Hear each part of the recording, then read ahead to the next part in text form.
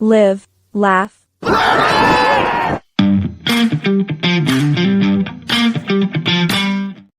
Ladies and gentlemen, Oh my. fans of all ages, please behold the spectacle, the man made of gold, from Apex, North Carolina, DH and HD, Drew Hood.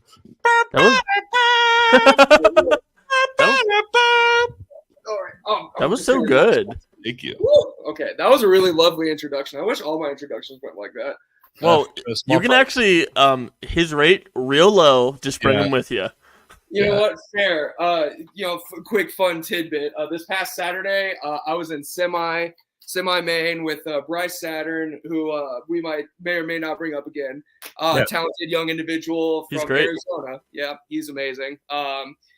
He and I were in the ring doing our Japanese introductions, and the ring announcer. Okay, admittedly, first off, I get that my intro's long. I get it. I got a lot to talk about, and I got a lot of things about me. But I stand up on the turnbuckle with this championship in hand, and I hear introducing the D in HD. That was strike one. Yeah. From Apex, North Carolina. That was strike two. Yeah. And then it was just from there, I just turned around and I think I made poor girl nervous because she thought I was going to explode. But no, it's okay. I get it because, it's a lot to say when you're saying from the peak of good living, Apex, North Carolina, weighing in at 225 pounds of pure potential, the prince of all things sports and entertainment, DH and HD.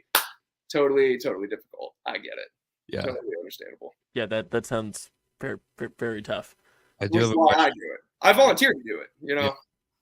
Do you cut weight to stay at that weight so that people don't have to change, or do you adjust it each time that you gain like a pound of muscle mass? So that'll depend on how I'm feeling that day. If I'm feeling really petty, then yeah, I'll be very specific. But I'll give a pretty general, actual weight for myself. But if I'm carrying 1, 2, or 3 of these, then I'm gonna add a pound or two. Could I make a suggestion? Yes. Bench pressing 444 pounds, or just do some fitness flex on them. Oh man, I'll totally not gas those numbers up whatsoever to make myself look better. Do it, dude. Totally not. But yeah, so on brand for those. Ladies and gentlemen, your quality H2O water, drink of champions. Hydrate, stay great. Yeah, hydrate, stay great. What are your opinions on water additives like Mio or I don't hate it. The ones that I'm not a fan of that a lot of my friends tend to drink are the flavored waters, with sugar in them and other fruity additives. Yeah, boo, sugar, boo. Look, water. What's wrong with water? What is wrong with just simple plain water? And then people say the taste. So what taste? I don't know. I'm about to, that's a rabbit trail that I'll easily go down. That's a tangent that will have me. Hey, Daniel, what are your thoughts on the sugar flavored waters? Oh, I like LaCroix. LaCroix are good. Sugar. LaCroix, all right. Just get some milk. My wife is very bougie with water. She won't drink our sink water. She's it just doesn't taste good. To be fair, she's right. Tap water, no good. No on the tap water. Get a little Brita filter. I learned in environmental science in high school that tap water actually is good for you. I don't remember why, so I'm not gonna It literally has enough bacteria in it to build your immune system, and that's why it's technically good for you. I hate all of that. I hate every single part of that sentence. I'm just gonna keep drinking my purified Brita pure filter water. I'm good. I'm good on tap. Okay. Right. So you're a big water drinker. You go to a bar. What kind of beer are you getting? Does that reflect your fitness, or do you just go I get me the hardest beer possible. I get the hardest liquors possible. The truth of the matter is, if I'm going out with my roommates, with my best friends, I will go ahead and tell you right now, it's probably either a maybe whiskey or just something harder kind of night, or we're going seltzers. We're going your true. I knew it. I have you figured out. Look, look, they're easy to drink. I don't feel like complete garbage the next day, so I can still do whatever it is I was planning on doing. If I'm gonna drink, then it's gonna be the alternative of like liquors. But if it's just a nice casual evening, we're going easy seltzers. Easy. Okay. You see, I caught some crap at a Firestar show at a bar because after I got a Truly, and they're like, "What are you drinking?" You got a Truly on tap. It was on tap. Truly on tap. Just yeah. All right. Well, it was good. It caught me off guard. I don't know if I've had a Truly on tap. Anytime I ask her, I always just bring me the can. I don't remember it ever being on I'm tap. just trying to live like Drew, okay? It's working out for him. I'd like it to work out for me. There's living like Larry. There's living like DH. Which one do you want to be, Is it Larry Bird? Well, could be. It could be Larry the Lobster, Larry Bird, Larry the Cucumber. Your choice of Larrys. Yeah, I'd love to be Larry the Is Drew Hood based on Larry the Lobster? I never thought of it that way, but I'm now questioning my entire existence. Yeah. My entire thought process. Yeah. Oh my God. What is your favorite VeggieTales story or favorite VeggieTales song? If we're going there, you opened that can of worms. I did open it. I did reference it. I'm glad you caught that. Boy, favorite. Oh man, I'm so foggy and rusty on all of it. I remember the names like Bob Tomato and all of them. I just the songs are not coming to me right now. Cool. I'm gonna play you mine. And this is why this is the most professional wrestling podcast in North Carolina. Best. This is only the best. Most professional sports entertainment, professional wrestling. And now it's time for Silly Songs with Larry, the part of the show where Larry comes out and sings a silly song. Our curtain opens as Larry, having just finished his morning bath, is searching for his hairbrush, having no success. Where's my hairbrush? Oh, where is my hairbrush? Hey. Oh, where is my hairbrush? Hey. Oh, where, oh, where, oh, where, oh, where, oh, where, oh, where, oh, where, oh, where, oh, where is my hairbrush? All right. So now that we took that little detour, I don't know what wrestling podcast is playing VeggieTales. None of. First, man, that just gave me extreme nostalgic whiplash. My God. Yeah. And speaking of nostalgic whiplash, I mean, you're kind of a throwback, man. You're doing great. Yeah. Since we talked last, you're just like killing it. I don't want to take credit for it. No. But when we talked to you last, you had the ACW Carolina's championship, right? Yeah. We got an upgrade since then. This beauty right here, the APW Heavyweight Championship. Oh, baby. Hello. Mwah.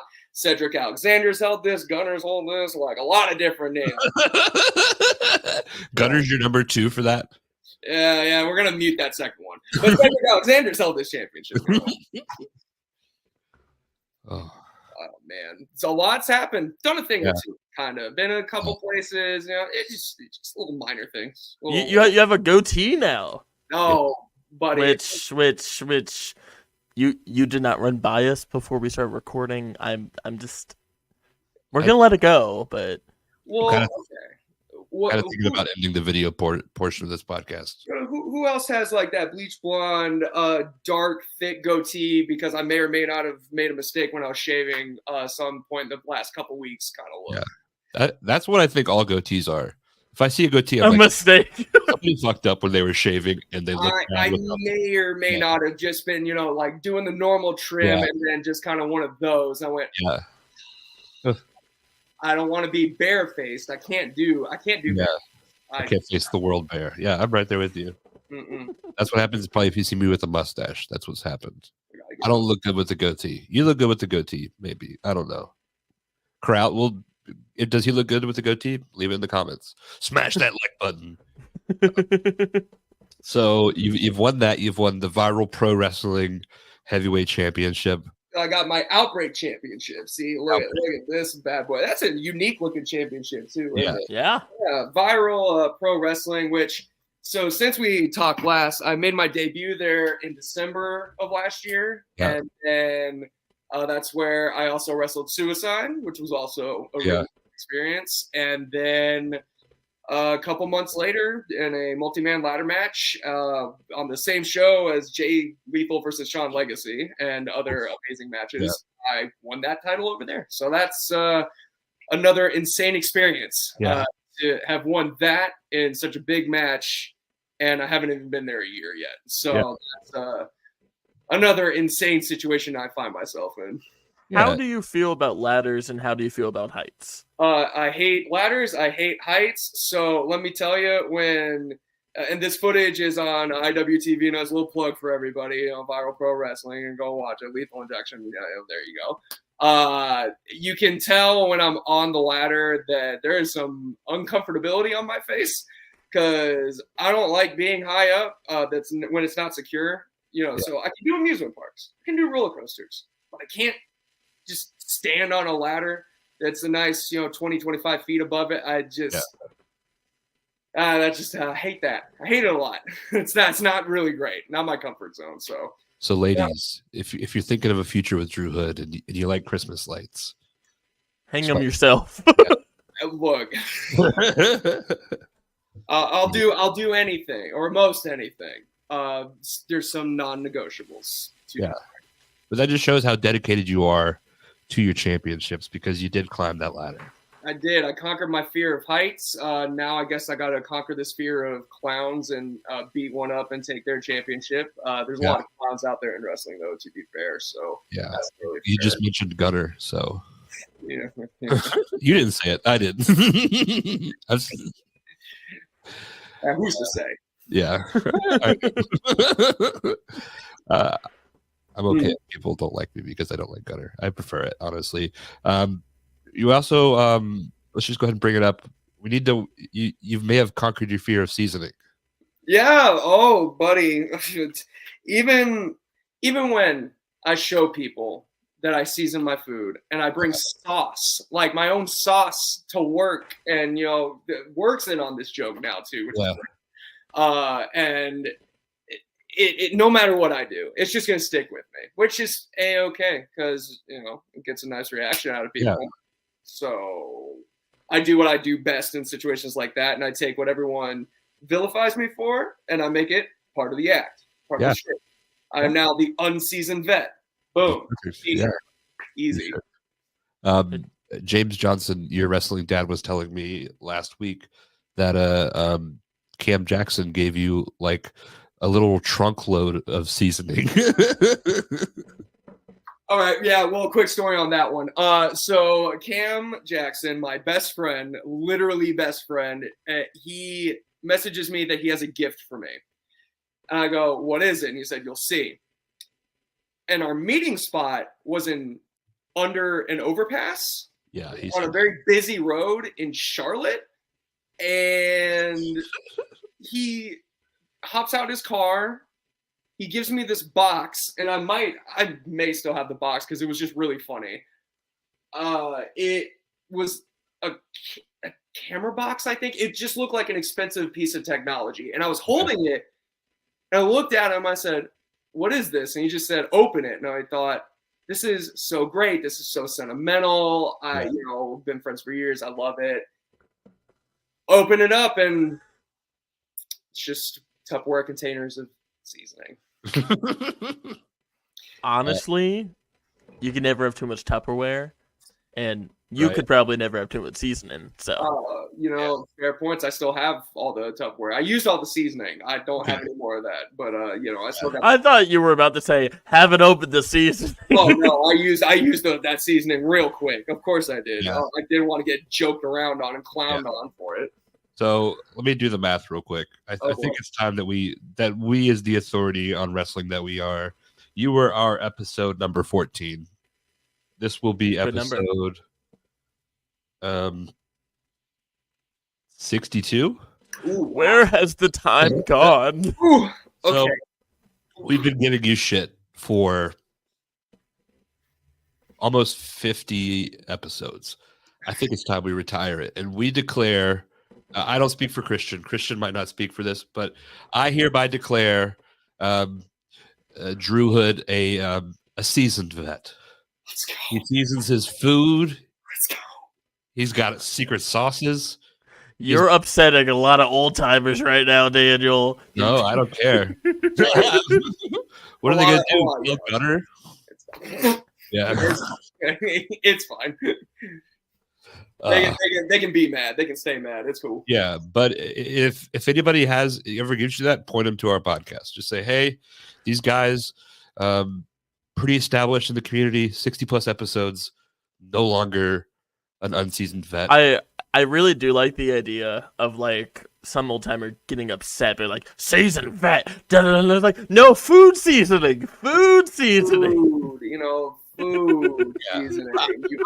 40-miler, you silly son of a gun. Oh my god. I think if you have as many belts as you have, if you've main evented as many main events as you have, and getting all these big matches and future opportunities and things that I've got, Yeah, you're the seasoned vet in and out of the kitchen. In and out. I'd say so. You know what? I'll keep the unseasoned vet T-shirts for people to buy, but I'll just have my own specific one that says "But in actuality." We'll put our logo on the back. Yeah. Just throw it in there. Upper third or right dead center. We'll just put it right dead center. You know how they have like the movie posters where it has like the little like olive branches and then it has like the little quote? We'll have that at the bottom. It's like seasoned vet, good guy, bad pants. Boom. Nailed it. Copyright pending. Yes. So let's talk about your success. Which belt do you want to talk about first? I'll let you pick. Champion's choice. You know what? I won this bad boy right here first, so we can talk about our old action-packed wrestling heavyweight championship right here. Okay. So yeah, I think anybody could say that ACW has a lot to do with the rise of Drew Hood. Mm. So walk us through that. Who you had to beat two big motherfuckers for it? Man, Rayhan and Tejas and TJ Boss, who are two of absolutely the top tier performers out of not just the region, but just period. Like they are phenomenal and should be way more places than they are, which is saying something because they are in a lot of big places, but they should be in more. You know what I mean? This, for me, I would say out of the three that I have is the one that has the most sentimental value to me. Because action-packed wrestling was where I, as you said, got my rise. That's where I was getting my matches with JD Drake and John Schuyler. That's where I was getting the reps in. That's where people were giving me a lot of great advice. That's where people were helping me, grow as a performer. Yeah. That's where I cut my teeth essentially every other Friday. And to have that journey of about a year and some change, go from coming in, winning the Carolinas championship, making that title become more than it was. Because in all honesty, what it was the workhorse open challenge, kind of a John Cena US title run sort of deal. I took it and said, I want it to be more. So I took it and we created it as like a main championship with big stories and big match and blockbuster marquee moments. And I was so proud of that. But then it felt like it was time for more. So to go on to win this from two supremely talented individuals, such as Rayhan, former champion, and TJ, just means the entire world to me. And I think the reason why it will win the most sentimental as well is because I won it on the night before my birthday. Okay. So that celebration was even better going into that Saturday. So it was just one of those long journey, long, hard road, a lot of, 3 steps forward, 4 steps back to go 5 steps forward again to just reach that moment. That's just why this one means probably the most to me. Okay. I want to talk more about the day, like winning it, the match and all that stuff. But so you win the belt. Your birthday's the next night. You're taking the belt out with you, aren't you? So for Big Boss Man, for all these promotions they're going to watch, I promise you, I'm not going all the way out into public and letting strangers touch my championship. What I did, though, was I did take this out, poolside with me. I did take a lot of compliments from other pool patrons as well. They all were thinking, what is that? And I was like, well, I'm a professional sports entertainer. Championship. What do you mean? And they're, they were everyone's going ooh goo goo gaga over a big nice shiny championship. So I took it poolside with me, and then as champs do, it was party time later that evening. But being a smarter individual, I did leave her behind. I did Uber out, and then as champions do. You know what I mean? Can I pitch something to you? Mm-hmm. Before it gets too cold, I need a poolside picture of you with all the championships, like those old like aluminum foil sun mirrors. You're using all the championships to get sun on your face. Oh my God, maybe I'd actually tan at that point. Sick. You know what? I might just have to do that. That sounds great. That's why we're here. We want to give back to those who've. Which belt is the heaviest? This one feels all right. Probably the action-packed wrestling heavyweight. That's the quote-unquote 10 pounds of gold boy right there. All right. So when do you find out you're winning that belt? So, as wrestling is, it's all tentative. It's all tentative plans up until, day of. And then when it's just official, it's on the paper, it's official. So from there, it doesn't feel real. For my personal experience, it doesn't feel real until that final pinfall happens, and then the music hits and the announcement's made. That's where it felt real. That's where it really hit that, okay, we're off to the races on this one. Yeah. Here we go. That was this. It wasn't really the finish, in my opinion. It was the start of something new, which I am very, very honored to carry the torch for a championship that's been a lot of places, been a lot around a lot of wastes. The Zuka Kings, the TJ Bosses, the Rayon and Teases, Cedric Alexanders, the Brothers. Yeah, there's just so many that are worthy names of mentioning. You know what I mean? Yeah. One is not so much. Yeah.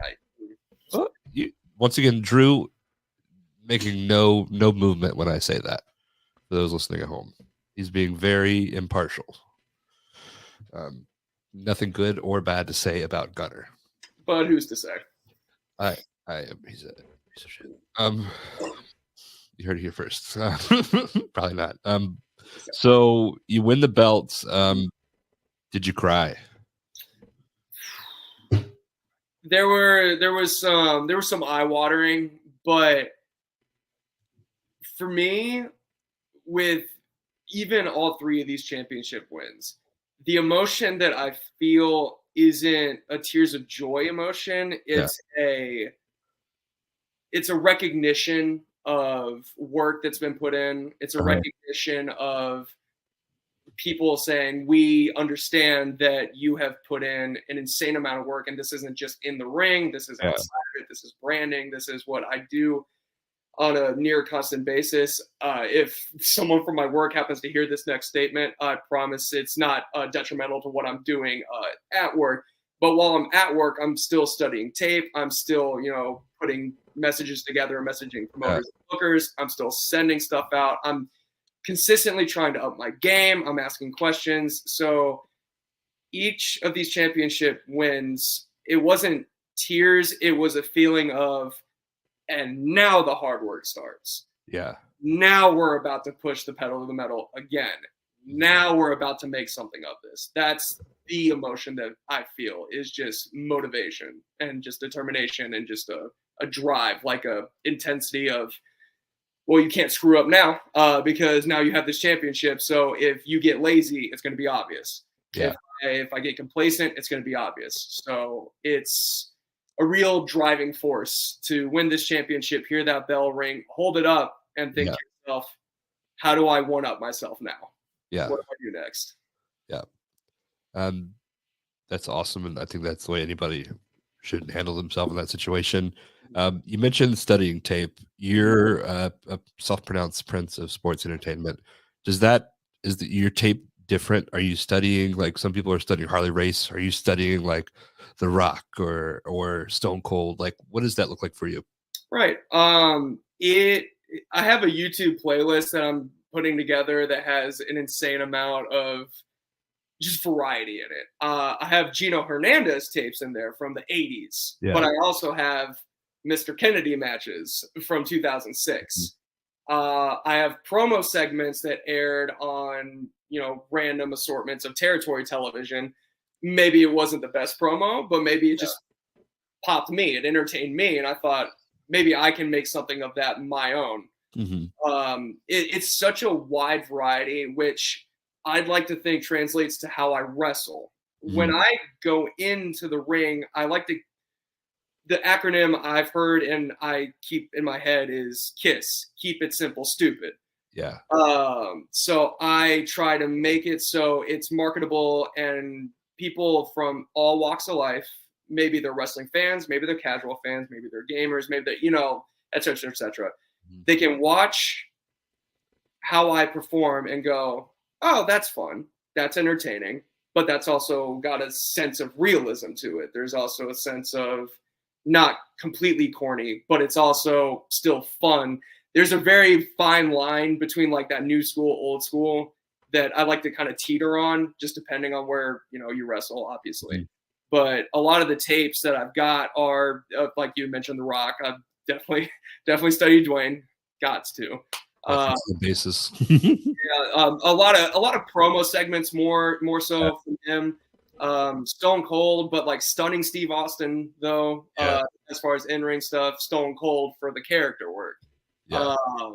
Ric Flair, just kind of a more like back in the day Four Horsemen sort of tape, because I love some Ole Anderson, some Arn Anderson. I love Tully Blanchard. There's just so many different legends that I watch.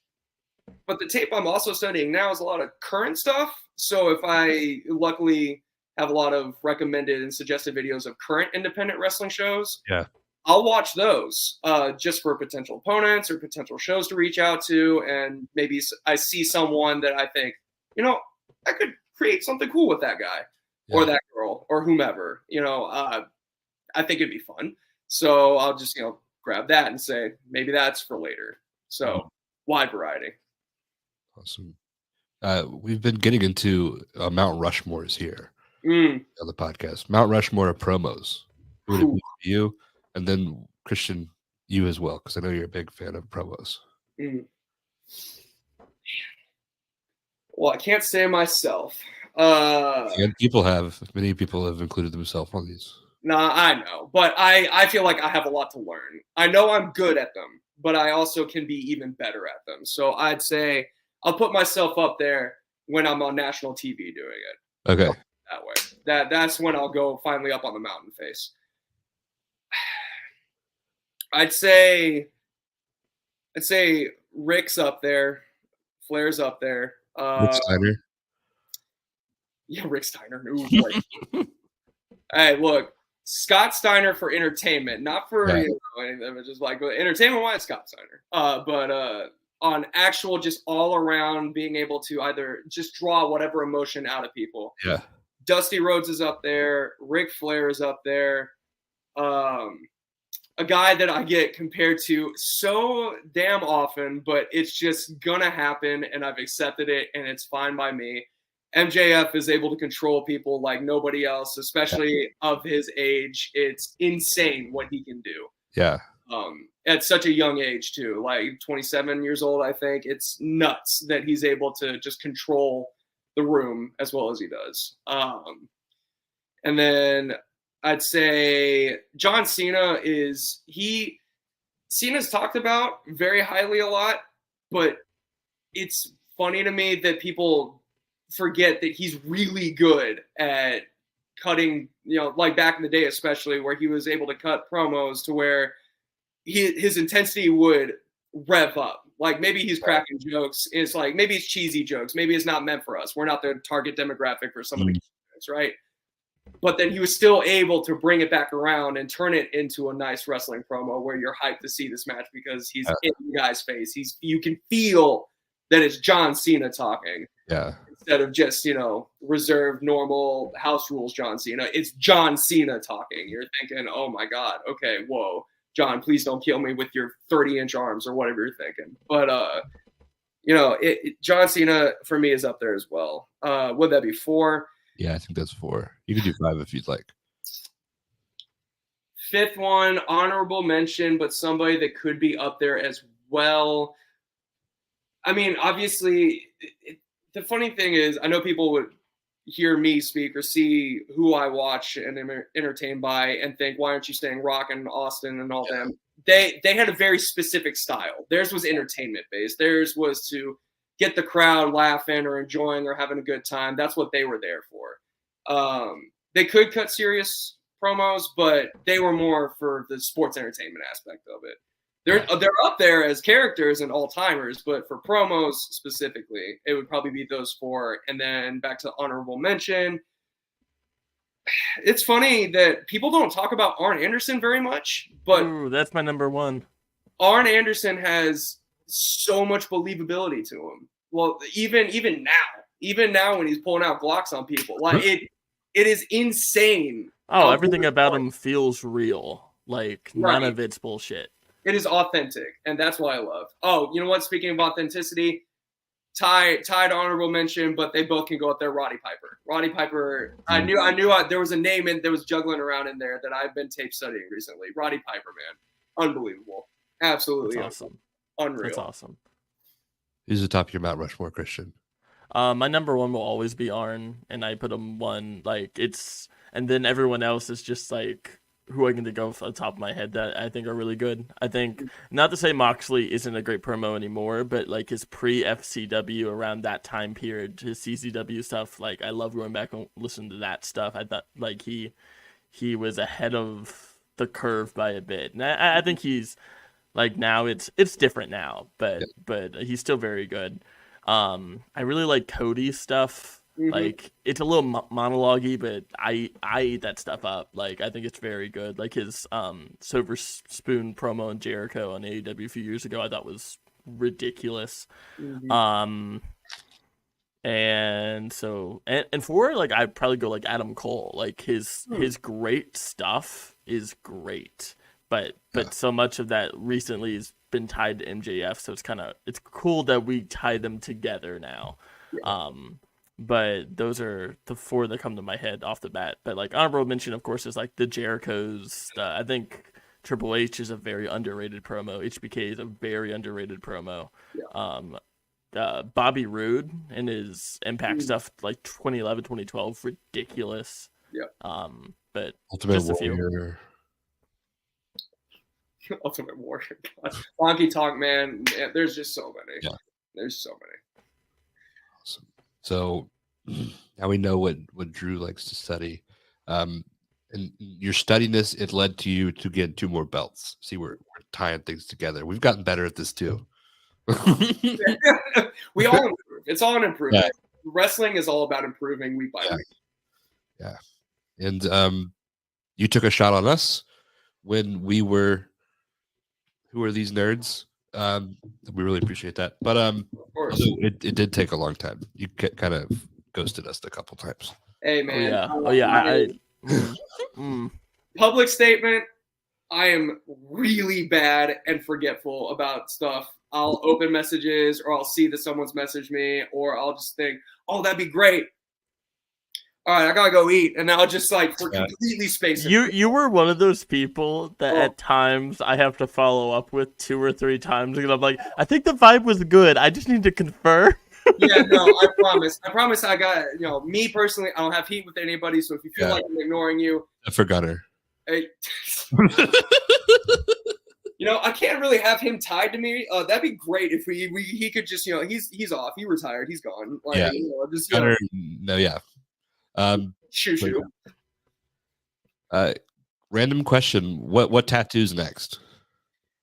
I don't know. Whatever's not gonna bankrupt me. But the problem is a lot of tattoos that I want are bigger pieces that are probably gonna bankrupt me. Yeah. So I'm thinking this little lonesome boy over here, I gotta fill this out more. And then how I was just saying I get distracted easily. I'm also super indecisive about stuff like this. Yeah. So tattoos, I'll have a plan, I'll have an idea, and then I'll wake up the next day and I'll hate it. I'll think, yeah, never mind. I'm not putting that on my body. I'm not getting cremated with that on me. No, I forget. Yeah. What's the tattoo that you were gonna get but decided it was bad? This was years ago. Okay, I've learned and matured since then. It was the prototypical, and I'm not saying it's a bad tattoo. I'm saying for me, it wouldn't have worked. It was an idea of, how people do wings, and they'll do that across their back spread. Like, it was going to be one of those numbers. Okay. Not better of it because no. So we're not going to do that. I really like.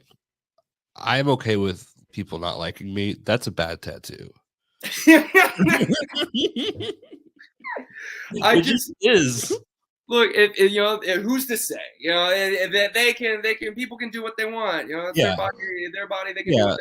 Of course. Someone can say it. Yeah, I'm saying it.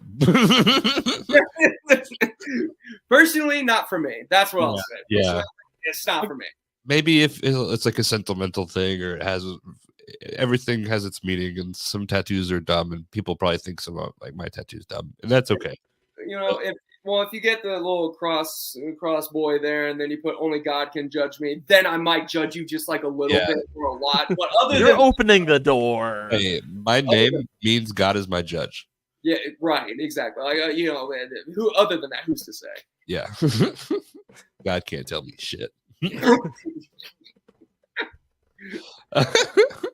What belt do you want to talk about next? All right. Well, I won this bad boy. I mentioned it earlier. Might as well talk about it a little bit more with this Outbreak Championship right here. Okay. Viral Pro Wrestling down in Georgia, good old Thompson, Georgia. Not much down there, but hey, good entertainment. What's your favorite and least favorite thing about Georgia? Oh boy.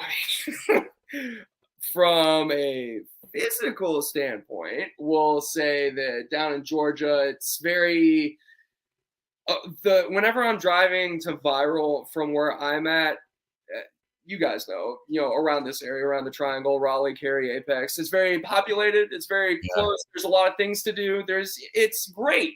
There's something everywhere. Yeah.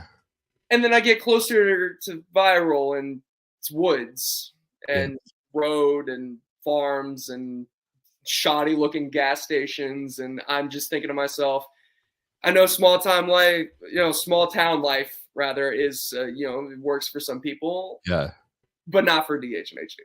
Right. That I just cannot do that. And then it's the uncomfortability of having to stop to get gas and then going into the gas station to grab whatever, and just all the looks just look at you like you're the sore thumb. Like you're not from here. You're the problem. And I'm thinking, I just want to buy a Celsius. I just want to buy a protein cookie. Please let me go. Leave me alone. And, I can't imagine how that must feel or be situationally for other people. Like that's like bare bones minimum a problem, but oh no, what is this? Are we playing another song?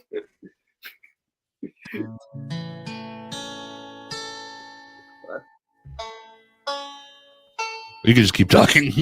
Banjo. No, I don't need to hear twang of no bang. No, I don't need it. No. You know what? I don't want to talk about it anymore. Have you ever? The worst thing about that is like, because I've lived in small towns, and the worst thing. Oops, sorry, I thought I hit pause. The worst thing for me is when you drive by and you see like this old oak tree, and the only thing underneath it is just a headstone. You seen that? You mean my hometown? That's where you know when you're in the sticks, when there's just somebody's papaw right next to the highway. I just keep driving. I'm not going to pay any mind. The music down out of respect, but just keep driving. Yeah. I'm out of there. I'm good. But I would say music up because they probably don't get to hear a lot of it. It's not a very popular road. True. That's a good point. Yeah. Well, they probably wouldn't like the music that'd be playing anyway, so it might as well just turn that down. That's hooligan music. What are you listening to on your trips to Georgia? A mixture of there's some rock in there. I grew up with a dad who loved himself some classic rock and is actually in a few bands himself, a few local bands that play some joints up and down the coast, which is really cool. My dad's a rock star, and I'm a wrestler. Can you shout out your dad's band name? He's got 3 of them. I gotta remember. Like a real rock star. I was about to say he does 3 of them. I think the one that he's more in than usual is Daddy's All Right. Okay. And I can't remember the other 2, but all I know is that he travels sometimes more than me.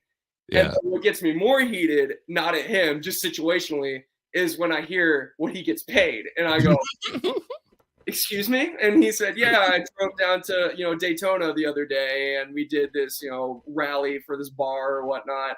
And the band got paid, I think it was $1,200 plus dinner and drinks. I just kind of stared at him for a second. I just got a hot dog and a handshake. Yeah, that's my exact thought was, I'm in the wrong entertainment business. Got it. Awesome. I just set up somebody's ring, wrestled for free. And my envelope was a little light. Yeah, I got shorted $2. That's cool. It's fine. Whatever. It's whatever. Got it. Thanks, Dad. I've only got crippling bodily depression now. Yeah. Quick, before we talk about that, Mhm. I want to catch people before they stop listening, just in case that they might. November 12th. Ooh, let's talk. With Robert Martyr, Former host, not former host, former host on the podcast.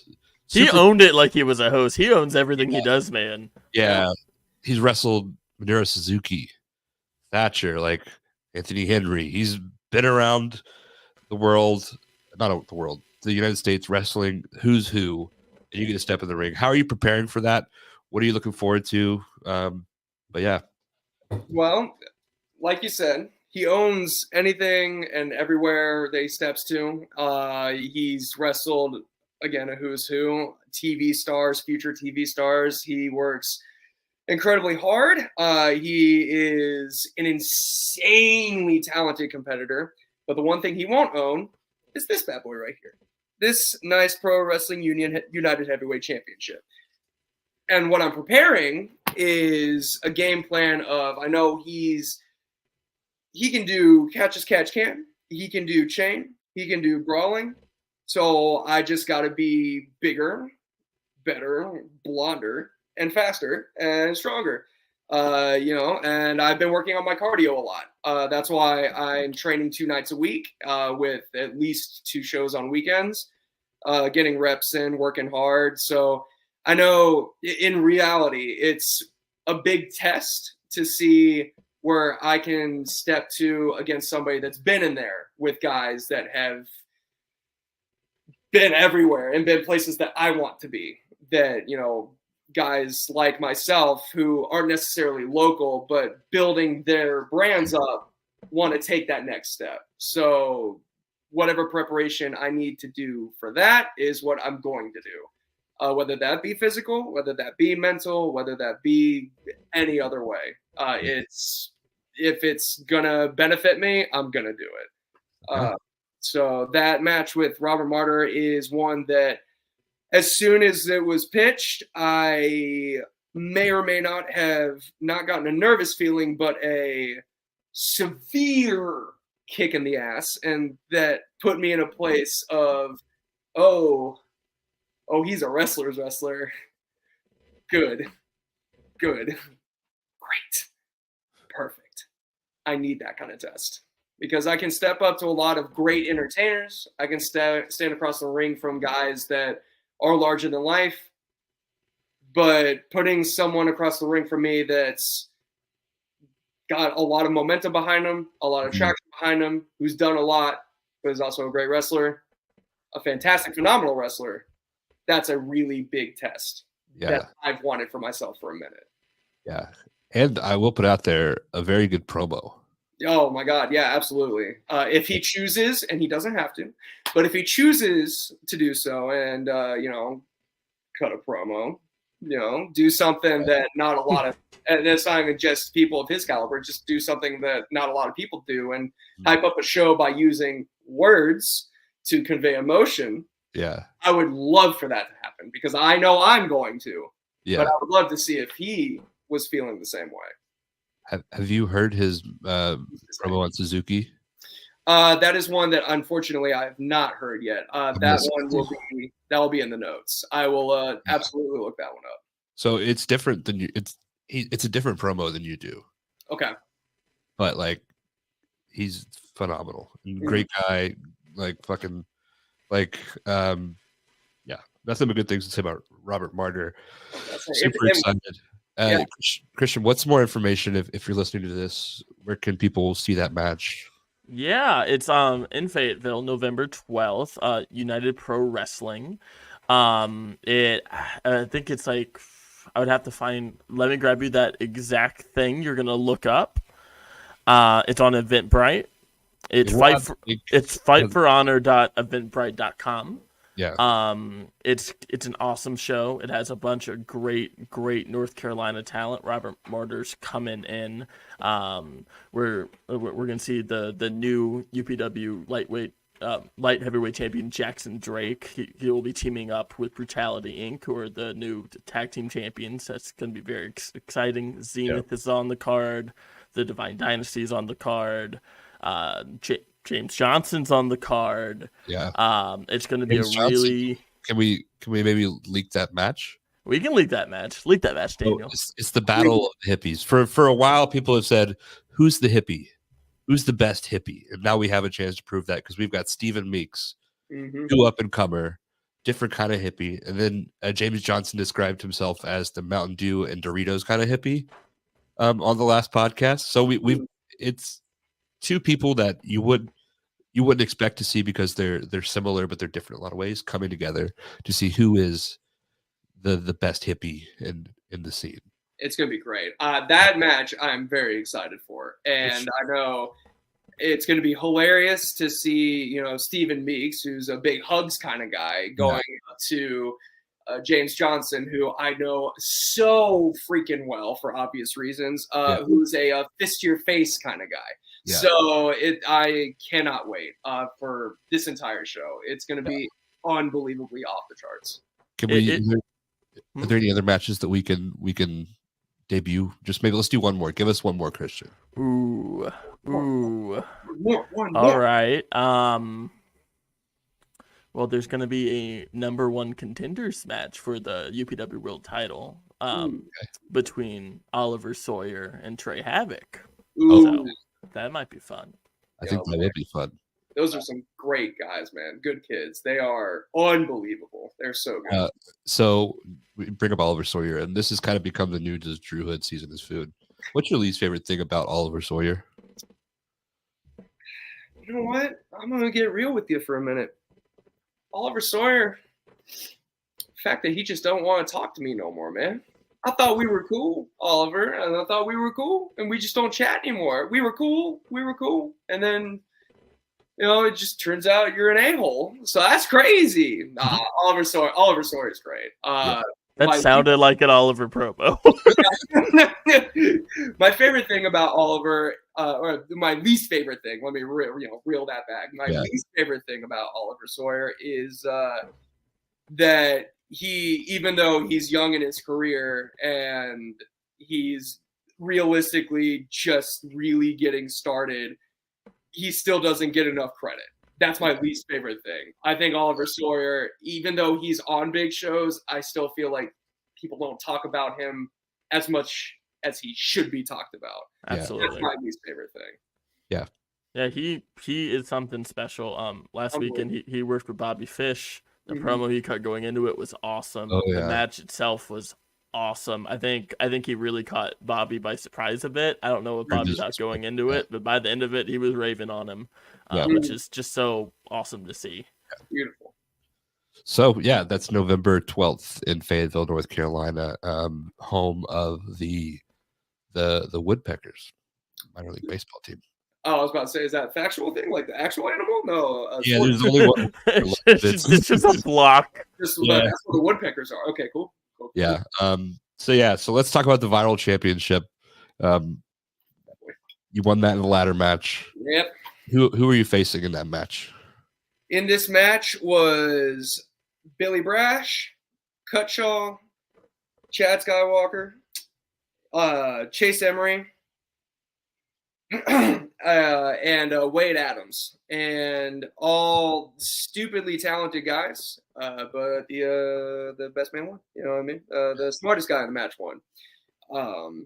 I will say that as far as this match goes, the most memorable moment of this match and potentially most memorable moment of the night, I'll set the scene as best and quick as I can.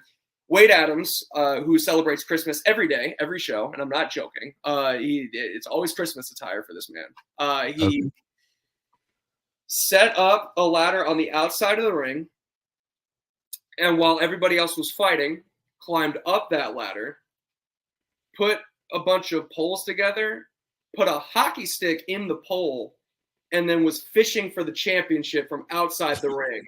Oh, that's clever. It was the most ingenious thing I've ever seen in a ladder match. And the reaction it got was insane. It was magic. Genius did not win him this championship, though, unfortunately for him. Yeah. And he was the champion going into it, too. So, he was a little salty, a little bitter. But that's okay. Yeah. I love it.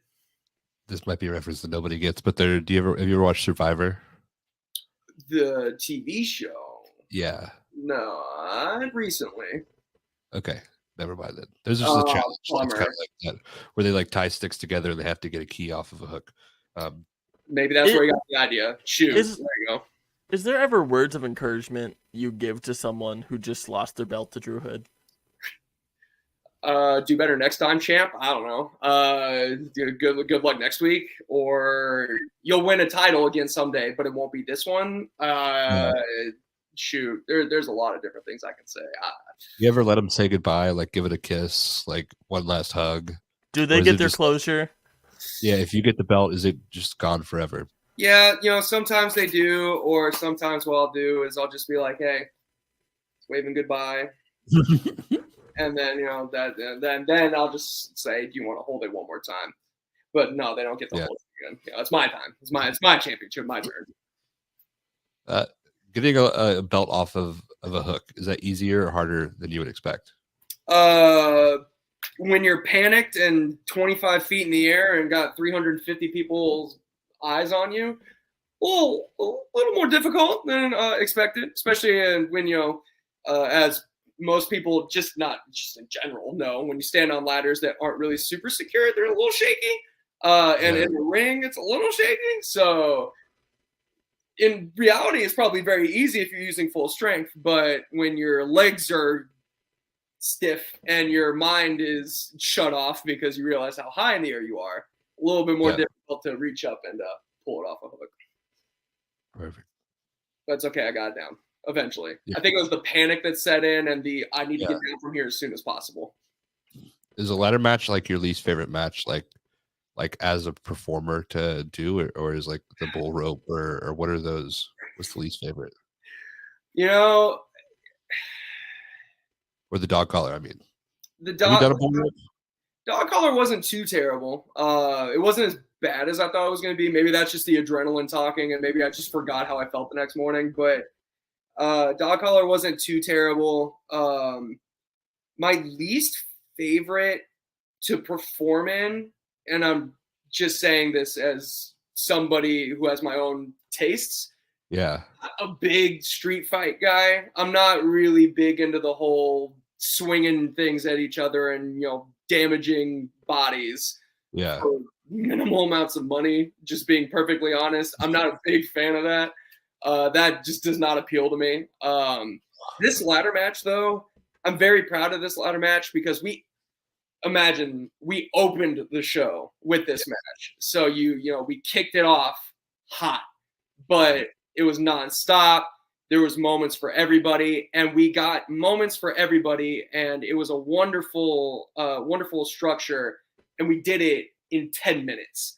Yeah. With 6 people, and it was with 6 really talented people. So it was that kind of ladder match where there's rhyme and reasoning to it. I don't hate it.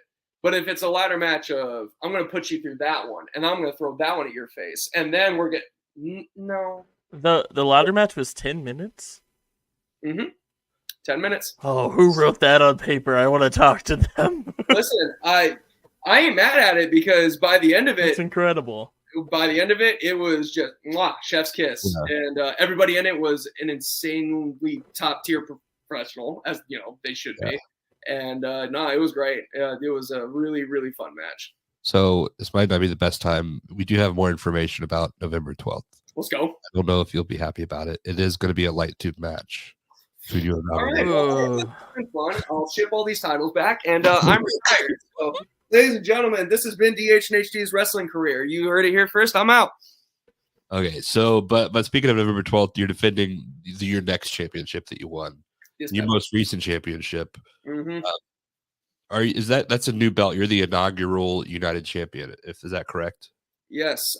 So what this championship is Pro Wrestling Union is no longer a single entity. Pro Wrestling Union is a banner of 4 or 5 different shows and promotions throughout the Carolinas, and each promotion has its own champion. But this one, that bad boy right there, is the main championship. So this is the United Heavyweight Champion that I have publicly stated and essentially made it become a traveling championship. This I want to defend this against only the best, only the absolute best and top tier contenders, and not just the States, but just anywhere.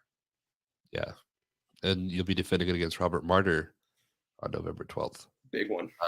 So what was it like winning that championship? Walk us through that match, and did you party with that one at all? So this one similar to APW's heavyweight championship. My Pro Wrestling Union time began first. I was going to be just part of the tag team division with Tommy Django's, the Three Brothers, Cam Jackson, like that whole thing.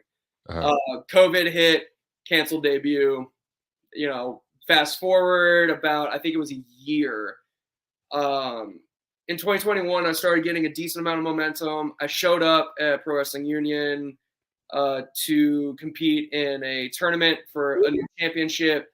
Won the first round, lost in the main event, and then I was back at Pro Wrestling Union a couple months later, and then I just lost again. So to me at that point, I felt kind of dead in the water. I just thought, okay, well, I guess I'll just be around, and if they want me, they'll have me. Yeah. Funny enough, several months later, they had me with Bam Bam Malone, who's a wrestler out of Texas, and he and I wrestled at a Pro Wrestling Union show, and this match was really simple, but it was good. And from there, the momentum started to pick up, where then I wrestled Randy Wayne and then beat him. And then I wrestled, I believe Peter Bilt was after that. And then I won the interim heavyweight championship, and then defended it against Lodi. And then I defended it against Mad Dog Josh Powers, and then lost it to Bebop.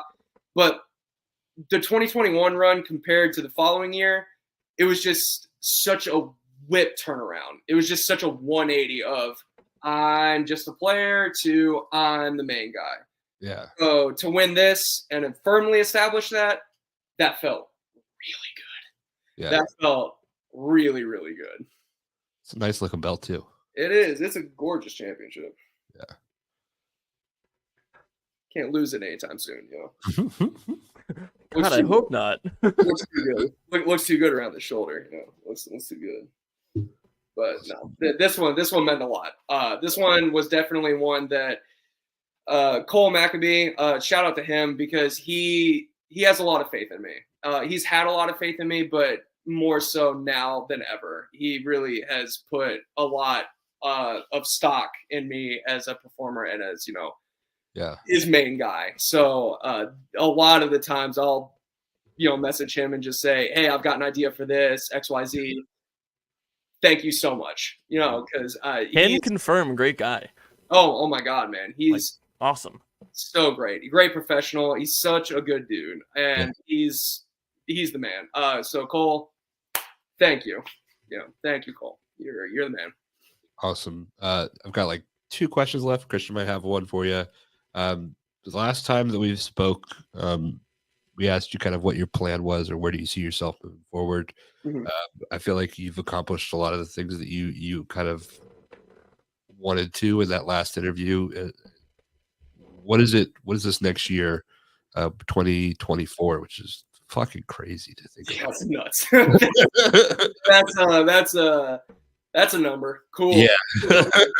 Cool.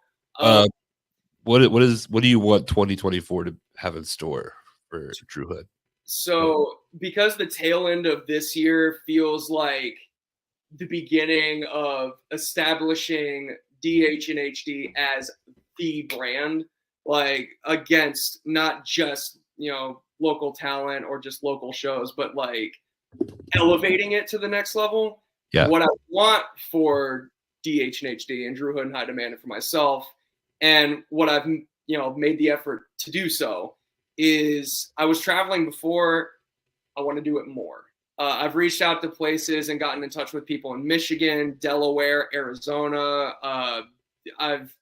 There's just so many different places that I want to get to, that I want to travel to become more of, I don't know if a sensation is the word. That's not my favorite word to use. I'm trying to think. On commodity. I want to become more of a hot commodity that people recognize and say, you know what? People are right. There is something to him. There is something to DH and HD. So that's what 2024 is for me. The past couple years, and especially this year, was validation that I can go to multiple places. I can be in the ring with all these different talents of different walks of life, of different styles, and prove that I belong in there. But now I just need to do that nationally. Now I need to go out and do that instead of just staying a big fish in a small pond. I gotta go swim with the sharks. So that's what my plan is for 2024. And I fully intend on making that happen by any means necessary. Even though my check engine light in my car admittedly came on the other day, I'm fixing it, and I'm gonna figure out this traveling situation. I'm gonna be on those roads. I'm gonna fix that stupid freaking vehicle, and I'm gonna hit the roads. We're gonna get there.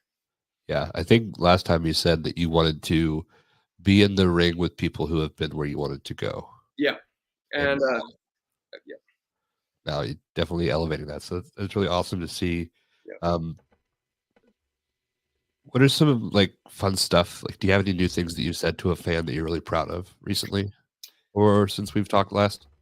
So I will go ahead and tell you, I'm glad that what happened this past Saturday happened, because I've got the perfect thing for you. Anybody want to bring out the notepad and pen? Here you go.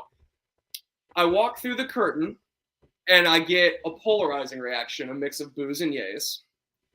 I go to the ring announcer and I tell her, hey, tell them that if they want to cheer me, they got to pay. Oh, I saw this.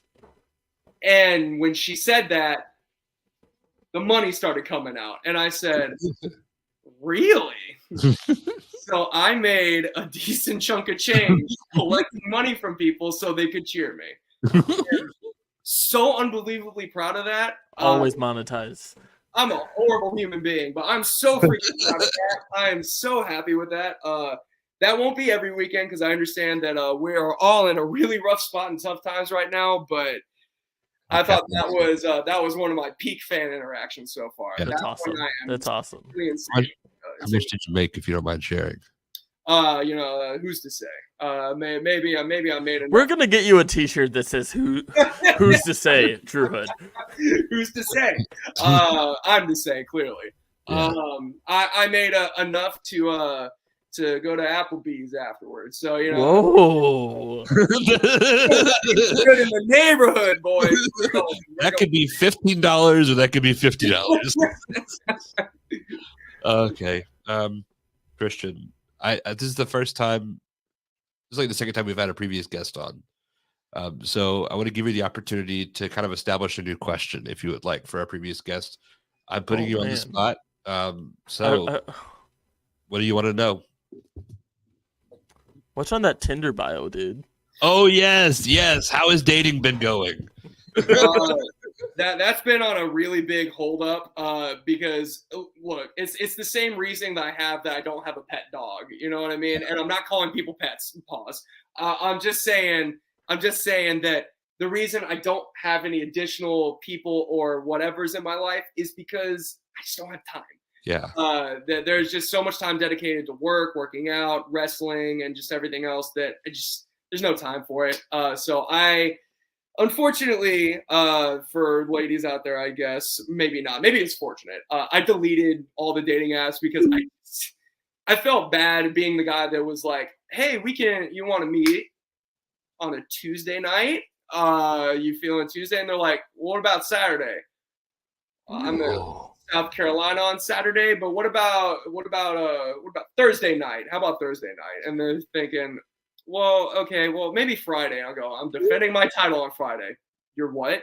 No, Friday doesn't work for me. I'm sorry. We can't do Friday. So yeah, dating apps, unfortunately, they're on the back burner for now. So this is a question that Christian came up with that I think is my new favorite question here. I think maybe Christian had to go, or he's frozen, or he's just really good at being still. I'll incredibly good at being still. I'll let him ask the question then, if he knows what I'm. What's the weirdest DM that you've ever gotten?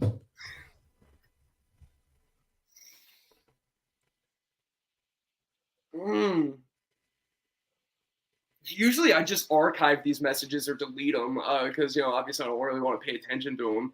Feet pics one was weird. That one maybe pictures of feet or a request for pictures of feet. They just wanted to see my feet, which I just thought, they're not really good looking feet. So, you're wasting. On that note, I think I'm good. That's fair. That's fair. Oh, is he gone? Is he gone? No. Or maybe I can't tell if he's just made a statue again. James Johnson said that for him to share pictures of him wrestling in a budgie, like a banana hammock, it would have to pay off of his kid's education and a house. What would you need to sell feet pic? A signed agreement that you won't share. Okay. A signed legal agreement. Okay. And then, oh man, now am I Daniel B? Oh, there we go. Okay. Sorry, now I'm back to being me. Okay, good. Yeah. You can switch if you want. You can ask me questions. I do have good questions. But yeah, no, signed legal agreement you can't share, and really high triple or low quadruple digits worth of money. Okay. So for those listening, all you need is an NDA and about $800, and you can get a picture of Drew Hood's feet. Gotta make money. Or you could just get him an Applebee's gift card. I do like me some Applebee's. I'm an Applebee's a fan. Yeah. I don't know that there's a lot of people out there like Applebee's. I'm a fan of them being open as late as they are. Okay, that makes sense. Yeah. So you don't want to go to like cookout. You want to after a show. You want to sit down. I just want to sit and relax for a second before I'm in a car for like 4 hours. I would love to just like spread eagle and just relax. Yeah. What do Applebee's look at that hour? Like who's there? Right now, because we're in prime football season, there's a lot of sports fans in there just at the bar watching the game. There are some groups of people. For instance, this past Saturday when we went, there was 9 of us, and we were the biggest group at this Applebee's. And we were there 30 minutes after closing. We did, obviously leave very, very generous gratuity because they were very nice and very, very wonderful. But yeah, it was us. So a group of wrestlers or performers, and then people that were giving us side eyes like, who in the hell are you guys? And then the staff at this Applebee's were just, they were great. Can't say enough good things about this Applebee's in Asheville, I think is where we were. So 2 thumbs up. Okay. So if you were to be sponsored by any brand, would Applebee's be that brand? Jokingly, I would love Sheets because I still haven't forgotten that they clowned me last year. I feel like Sheets owes me a sponsorship. Yeah. In actuality, if there's any exercise brands that want some some face value or some just like some visual representation, like Celsius C4 or Zoa, Dwayne hit me up, or anything like that. Yeah, you know. How about Bang? Vinny Pacifico is now with G Fuel, so there's an opening for Bang. Hey, Bang, Bang, same difference. It's the same thing. Yeah. Well, this has been awesome. We have video this time, which I'm excited for people to see. All of the hand gestures and the belts and all that stuff.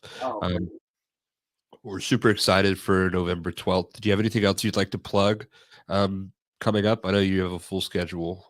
Yeah, just keep up with all of our brands, man.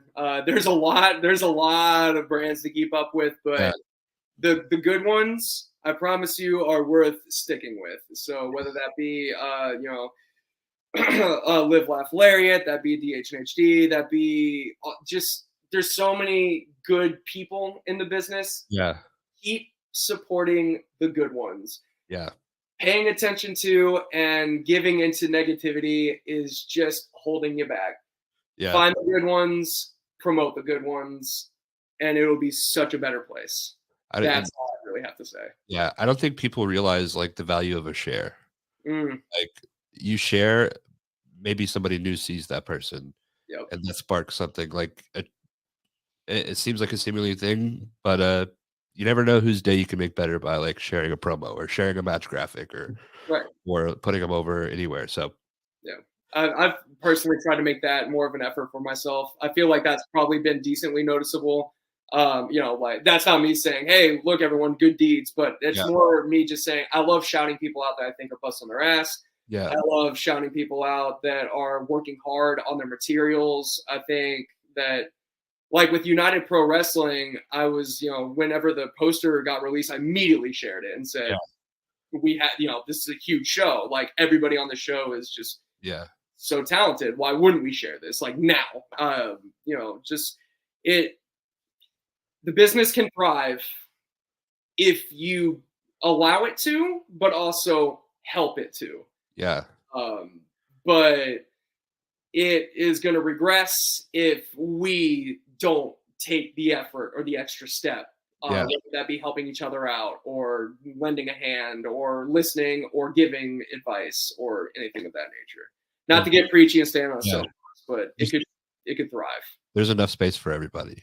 Yeah. And I was just going to say that this is such a big boom period for wrestling right now. It's huge. Yeah. Like there's so many, and I know that there's some complaints from people right now, just not to get like into a huge tangent, but there's some complaints from people right now that there's a lot of bar shows. Bar shows are great because there's so many not wrestling fans there that they go, what is that? And then they go watch, and then they're thinking, this is awesome. Yeah. And they go to your show that you officially have and they pay for a ticket.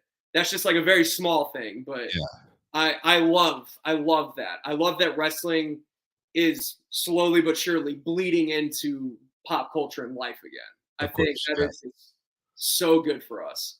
And it's up to us to keep that momentum going and not stifle it. So don't be a dick. Don't be a bitch. I also just want to say I take the word, for those who don't know, I'm taking the word bitch back. You took it back. Yeah. So if I call you a bitch, bitch is for everybody. Everybody a bitch.